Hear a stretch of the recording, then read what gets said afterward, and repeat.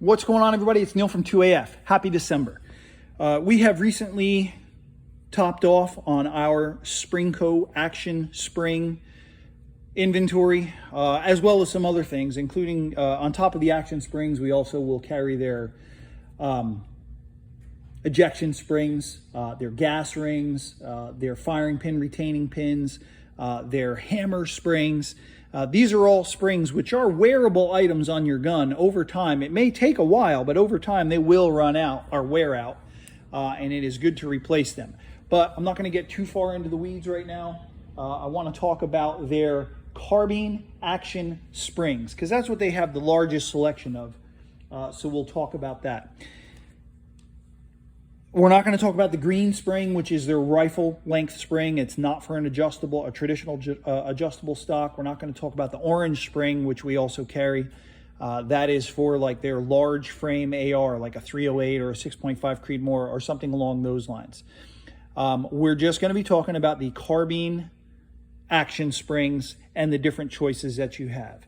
So all the way to the left here, we've got a brand new BCM carbine action spring. Right next to that, you'll start seeing the color codings: white, white and red, blue, red. All right, so these are your Sprinco springs. They're always going to have that paint mark on there. I don't know who else may do that, but certainly if you see it, there's a very good chance that that's a Sprinco spring. Your carbine action spring and your Sprinco white spring, they're going to be the same. Now, the mil-spec dimensions for those is, I hope I don't get this wrong, it's 10.062 something. That's as short as it really should be, up to 11.25 inches. So just as long as you're anywhere between 10.062 something, whatever it is, and 11.25 inches, your spring's in good shape. You can keep using it. If you start seeing your spring getting shorter than that, you will want to start thinking about replacing it. Even if your spring is shorter than that, it could keep running without an issue. But if you keep that spring in there, it's going to continue to get shorter and shorter and more compressed and weaker and weaker, and you will start to see malfunctions. So 10.062 something, 11.25 inches, you're good. That's your carbine action spring. One step up from that for Sprinco is their one that's marked with white and red paint. All right, so that is what they call their white hot, and they say that that's like a half a step stronger than your standard spring. It's not a lot stronger, but it is definitely stronger. You can see it just by looking at it, how it's longer. After that, you have their enhanced action spring, and that is the blue. So the blue is their enhanced buffer spring, and that's like a full step more powerful than your standard. And then after that, we have the red. The red is what they call their extra power buffer spring, and that is their strongest carbine one that they make. They make a yellow one as well, which is actually underpowered. We don't really carry that. I really have never even had anyone ask for it, I don't think. So, but they do offer it. In any case, changing your springs, a lot of times people have the tendency, they'll want to go from white all the way up to red right away. And that may be the answer some of the time, but I would say be cautious and kind of just take one step at a time.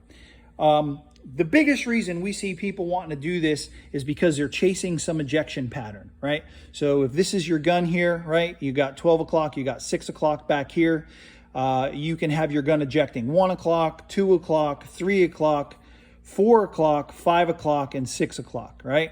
So generally speaking, people like to see somewhere between like ejection, like let's just say somewhere right around 4 o'clock. That would really be what they think is ideal.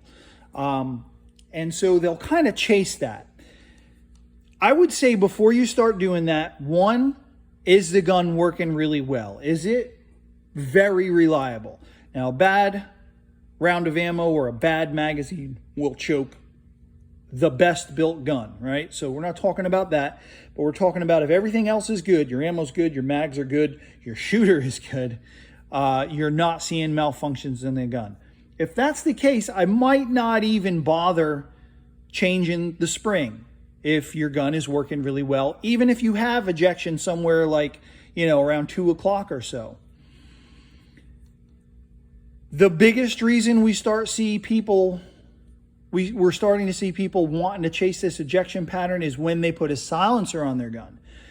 Putting a silencer on the gun changes the way that the gun cycles a lot, right? It's a lot more power going through the gun. There's a lot more gas running the gun, and so it cycles faster, it cycles harder, and you start to see, unsuppressed, maybe you're at 4 o'clock, but you put a suppressor on and now you're at 3 o'clock. And people automatically think, oh God, there's some 2 o'clock ejection. This is terrible. I gotta slow that down and get it back to 3 o'clock. No, you don't. You can if you want, but you really don't have to do that, especially if the gun is working and all these conditions are ready. All right. So put a silencer on the gun, chase that 4 o'clock ejection pattern, right?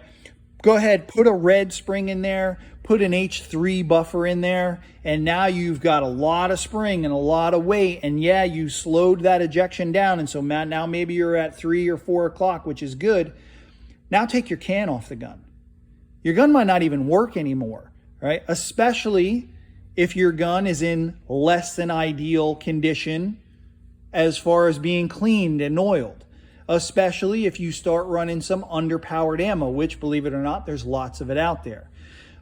Good manufacturers, not everybody, good manufacturers are building these guns with gas ports, spring tension, and buffers, and other things so that they will work reliably under the broadest spectrum of conditions, right? So maybe that means that with a suppressor on your gun was built with that in mind, and it's ejecting at 2 o'clock, but it's working all the time. I say leave it alone, especially if you take the can off and now you've changed your ejection pattern. You're back to like 3 or 4 o'clock, right? And your gun's still working all the time. It's raining out. It's cold out. The gun is dirty.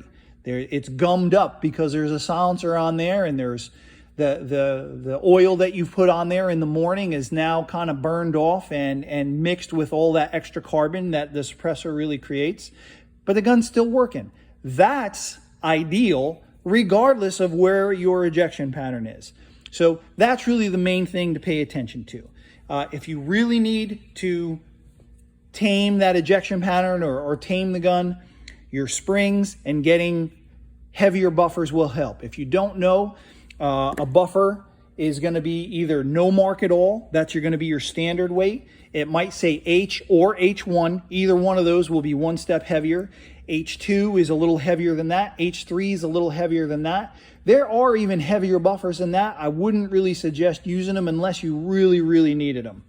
All right, so all kinds of people watch this. I assume most of you probably know how to take the buffer spring out and check it. But maybe not everybody does. So here you got a standard lower. Looks like, see, so there's your H2 buffer, right? And how does that come out? This little tab that's right here, it's called the buffer retainer. It's holding the buffer in place. The only time this buffer really is ever hitting that buffer retainer is when the upper is off. When the upper is on the gun, the bolt pushes this back, the bolt carrier pushes this back slightly, and it's not even touching that buffer retainer. But with the upper off, the buffer is against this buffer retainer. Just push that down. You can use your finger. You can use any object. Just push it down, and that's going to start to come out. Now, this is a pretty heavily used gun, and I shoot it almost exclusively with a silencer on there. And man, you can't tell as much, but like you've got a little bit of the white markings here and some red down here. So this is one of their white hot springs. And you can tell I'm probably about one coil. It's probably about looking one coil shorter than when it's new. But it's still within spec. The gun is still running really well. So I'm not really going to change anything. But when you clean your gun, take that buffer and spring out, compare it next to new ones, or just compare it next to a tape measure, and you can see I'm at about 10 3/4 there, so 10.75 or so. That's still fine. The gun is still working well. I'm not worried about it. To put it back in, right, just drop it in. There's not a front or a rear. Don't worry if the color is in the back or in the front. Put that back in here, the buffer on top, and then just push it in past that buffer retainer and you're good.